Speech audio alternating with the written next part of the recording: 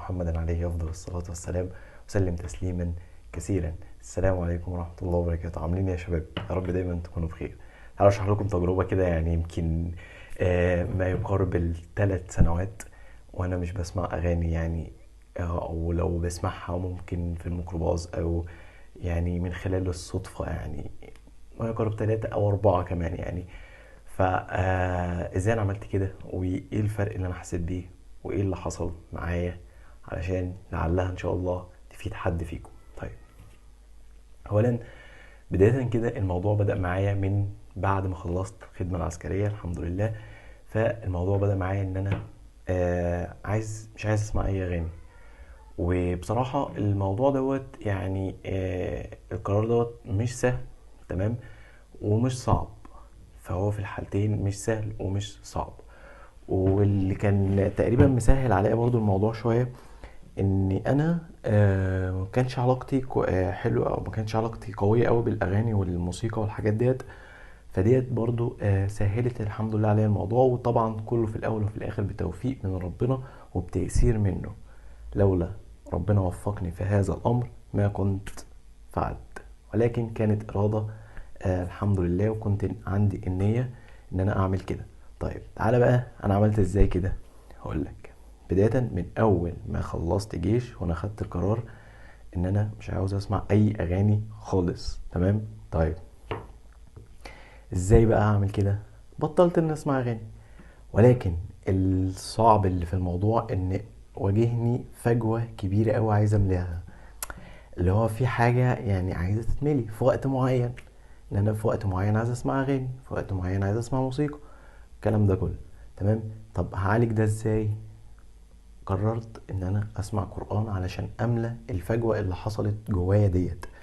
ما انت دلوقتي في فجوة فعايز تملاها، وانت خدت قرار انك مش هتسمع اغاني، فهتملاها ازاي؟ فقررت ان انا اسمع قرآن. ومن هنا بدل الله الحق سبحانه وتعالى حالي من سماع الاغاني لسماع القرآن.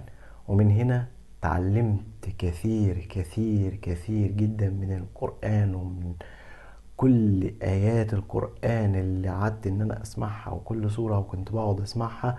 اتعلمت كتير قوي قوي قوي، عكس ما كنت بسمع اغاني. ما كنتش بتعلم اي حاجة خالص غير اني بفرغ شوية شحنة عاطفية او شوية عاطفة، وفي الاخر بلاقي نفسي مش متعلم اي حاجة خالص، تمام، بالمرة. وكانت في الوقت اللي انا بسمع فيه اغاني كان سهل قوي ان اي حد يأثر فيا، سهل قوي ان اي حد يقول لي كلمة وحشة ان انا اتأثر بيها، وان سهل قوي قوي قوي ان انا اي حد يكسرني. فكان الموضوع بصراحة متعب، وحش. طيب لما الله بدل بيا، الحق سبحانه وتعالى بدل بيا الحال لسماع الاغاني، الموضوع فرق معايا كبير. ما بقتش سهل ان اتاثر بحد، ما بقتش سهل ان حد ممكن يقول لي حاجه مش كويسه ممكن انا اتاثر بيها او انها تحبطني او تاثر عليا. بقى الموضوع لا، صعب جدا، صعب جدا، صعب صعب صعب ان اي حد ياثر بيا بحاجه سلبيه. آه، دي حاجة. طيب انا عشان املى الفجوه دي بدات ان أنا اسمع قران، ولكن عشان كنتش متعود على القران فكان برضو الموضوع ما كانش برضو سهل في الاول سماع القران. ولكن كنت الحمد لله بعاند، بفضل من ربنا بعاند ومصر ان انا اسمع القران. ولكن كانت بتيجي فترات عليا في الايام معينه اللي هو لا، عايز اسمع اي موسيقى، يعني مش كده يعني. في الفترة دي أنا كنت بحاول إن أنا أسمع بقى اللي هي النقشبندي، مولاي، والأغاني الدينية حسبي ربي جل الله بتاعت يوسف، مش عارف اسمه يوسف، مش فاكر بصراحة. المهم هي أغنية مشهورة جدا يعني. كنت بسمع بقى أغاني دينية بقى، اللي هو أنت خلاص، طب أنت يعني لو خلاص مش قادر بقى فأنت خلاص اسمع أغاني دينية. طيب دي حاجة. فبدأت من هنا بقى ان خلاص بقى واحدة واحدة واحدة واحدة واحدة، ان انا حتى لما بقيت بقى بعد كده يمكن بعد سنة تقريبا، لا انا ممكن لو سمعت اغاني لا انا بتضايق، مش عايز اسمع اغاني، مخنوق منها. سنة ونص بقى الموضوع بيزيد معايا اكتر ان انا اسمع اغاني، لا الموضوع صعب، لا انا مش عايز اسمع اغاني. يمكن لو بركب ميكروباص مثلا وسمعت اي اغنيه لا بتضايق، ما بقاش مبسوط خالص، تمام. آه واحده واحده واحده لحد مثلا ما يقارب بتاع 3 سنين. آه مفيش مفيش. ويمكن يعني علشان ابقى صادق قوي، فالموضوع ان انا كنت في بعض الحالات ويمكن مرات في خلال المدة دي اللي هي ما يقارب 3 او 4 سنين، آه بجيب مرة اغاني، وكانت بختار الحاجات اللي هي بتبقى يعني زي مثلا اغاني آه الاعلانات بتاعت رمضان. الحاجات دي بتأثر فيا جامد، او يعني ودني بتتلذذ بيها بصراحة. ولكن كانت بتبقى مرة مثلا في السنة او مرتين في السنة بالكتير، ما كانتش يعني، وحتى ببقى متضايق او مخنوق او انا بعملها. فدي طريقة انك تحاول انك توقف اغاني، انك بعد كده هتلاقي فجوة في دماغك انت محتاج انك تملاها، فتيجي تشغل قرآن. فتشغل القرآن مرة واثنين وثلاثة. وكان من برضه تشغيل القرآن الشيخ محمد جبريل من الشيوخ بصراحة اللي ساعدتني كتير، واللي صوته حسسني فعلا ان انا عاوز اسمع قرآن. الشيخ محمد جبريل، آه، آه، يعني شوف اسمعه، بحس ان هو بصراحة بيحكي قصة، او بيحكي مواقف، وبحس ان انا فاهم منه هو بيقول ايه. وده برضو بيرجع ان هو النطق، الكلام بتاعه بتاع القرآن هو بينطقه بصراحة بشكل صحيح، هيخليك انك عاوز انك تسمع القرآن. فكنت عاوز املى الفجوة ديت، فاتجهت للقرآن. ولما الحال بيضيق بيا قوي، خلاص ان انا عايز اسمع، فبسمع اغاني دينية. ولما ببقى عايز اطور الموضوع شوية، فاطور الموضوع شوية ان هو للاقرب لله، الى الله، فبحاول ان انا اجيب الاغاني ديت من غير موسيقى. لما اكون عايز اسمع اي حاجة بحاول ان أنا اجيبها من غير الموسيقى، علشان ما ايه الضرر هنا او الاذى هنا او الحرام هنا بيبقى في الموسيقى. والاغنيه من غير موسيقى ممكن تبقى يعني على سبيل الايه الشعر، ولكن بشروط انها ما تكونش بتقول مفاتن جمال او كده يعني، او ما شابه ذلك. بس فانا يعني بشجع كل واحد دلوقتي بيتابعني، وكل واحد معايا على القناه دلوقتي، انت الاجازه فرصه. لو انت بتسمع اغاني بطل الاغاني واسمع قران، هتتعلم كتير. اسمع القرآن هتتعلم والله العظيم كتير جدا جدا، حتى لو مش فاهم.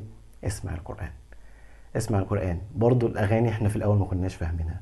الأغاني احنا في الأول ما كناش عارفين يعني، مش يعني مش اللي هي يعني ما شدتناش على طول، ولكن احنا من كتر ما احنا بنسمعها في المواصلات، ومن كتر ما احنا بنسمعها في الافراح، ومن كتر ما احنا بنسمعها في البيوت، او في النجاحات احد مثلا الطلاب او كده، فبقت خلاص، بقت الموضوع، بقت ودننا بقى متألف على الموضوع، بقى يعني في ألفة كده، فبقينا نسمع الحاجة دي.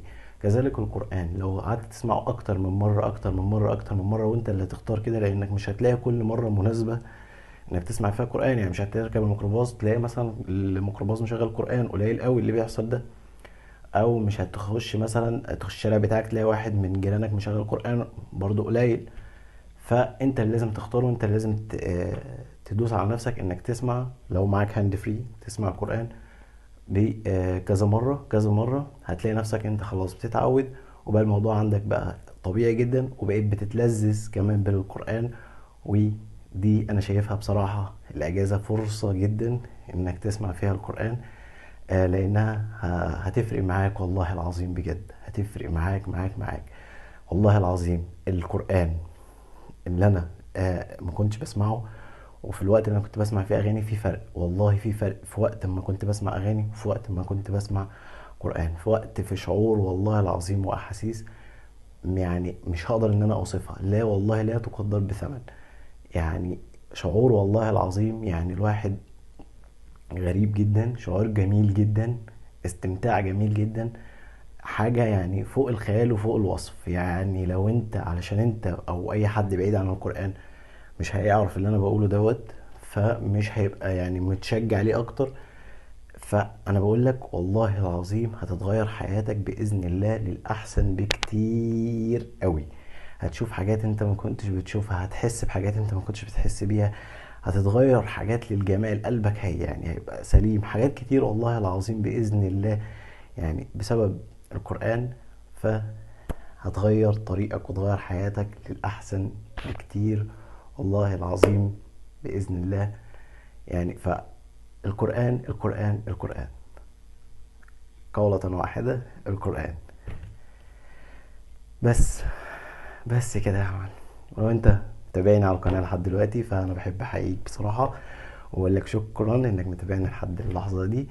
واتمنى ان كل واحده مشترك عندي على القناه انه يبدل الاغاني بالقران، ويلغي الاغاني دي خالص واحده واحده، وياخد اي طريق ان هو ما يخلوش يسمع اغاني ويسمع القران بس. واكتبوا لي رايكم في الكومنتات، ولو حد عنده فكره تاني ان احنا نبطل بيه، او الناس ان انا اطلع لها بطل الناس تانية تبطل بيها اغاني يعني او كده، فممكن يكتبها لي في الكومنتات. ممكن اجمع الافكار دي كلها واطلع اقول لهم مره واحده. دمتم في رعايه الله. والسلام عليكم ورحمه الله وبركاته. كان معكم حمدي مجدي.